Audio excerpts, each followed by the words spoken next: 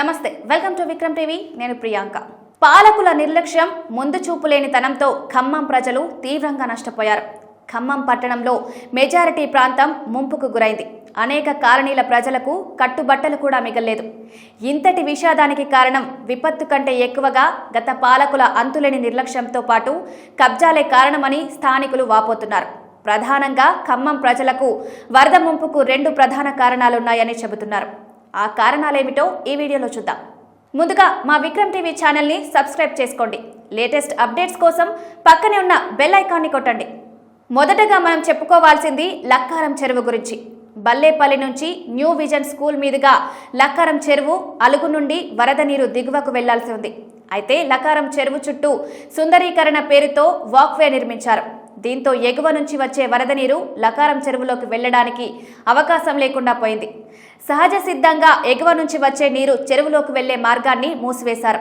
వర్షాలకు వచ్చిన వరద నీరు కిందకు వెళ్లే మార్గం లేకపోవడంతో ఎటు వెళ్లకుండా వెనుకకు పోటెట్టడంతో కవిరాజ్ నగర్ కాలనీలు, పాత కలెక్టర్ ఆఫీస్ వెనుక ఉన్న ప్రాంతాలు, చెరువు బజార్, చైతన్య నగర్, మైసమ్మగుడి ప్రాంతాలు వరద నీటితో మునిగిపోయాయి. లక్కారం చెరువుకు చుట్టూ ఆనకట్ట వేయడం, ఎగువ నుంచి వచ్చే వరద నీరు కిందకు వెళ్లే కాలువ చిన్నగా ఉండడం వంటి కారణాలతో ప్రజలకు నేడు ఇబ్బందులు తెచ్చాయి. పైగా 300 ఎకరాలకు పైగా విస్తీర్ణంలో ఉన్న చెరువు దాదాపు 40 ఎకరాలకు కుదించుకుపోయింది. ఈ 40 ఎకరాల చుట్టూ బండ నిర్మించారు. చెరువు కబ్జాకు గురి కావడంతో వరద నీరు నిల్వ ఉండే విస్తీర్ణం పూర్తిగా తగ్గిపోయింది. దీంతో వరద అంతా చుట్టుపక్కల ఉన్న కాలనీలు, బస్తీలను ముంచెత్తింది. ఇంతేకాకుండా లకారం చెరువు వద్ద 3 కోట్లతో డ్రైనేజ్ నిర్మాణాలు ముందు చూపు లేకుండా నిర్మించడం వల్ల ప్రయోజనం లేకుండా పోయింది. ఇక రెండో విషయానికి వస్తే, మున్నేరు వరదలో ఖమ్మం పట్టణం పుట్టి మునగడానికి ప్రధాన కారణం ప్రకాష్ నగర్ బ్రిడ్జి వద్ద ఎత్తుగా నిర్మించిన చెక్ డ్యాం ప్రధాన కారణమన్న చర్చ జరుగుతోంది. మున్నేరు పైన ప్రకాష్ నగర్ బ్రిడ్జి వద్ద గత 2 సంవత్సరాల క్రితం నిర్మించిన చెక్ డ్యాం ఎత్తు ఎక్కువగా ఉండడంతో వరద నీరు వెనక్కు పోటెత్తింది.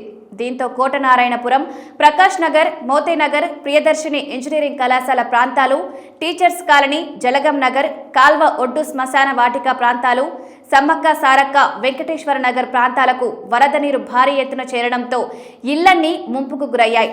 జనజీవనం అస్తవ్యస్తంగా మారింది.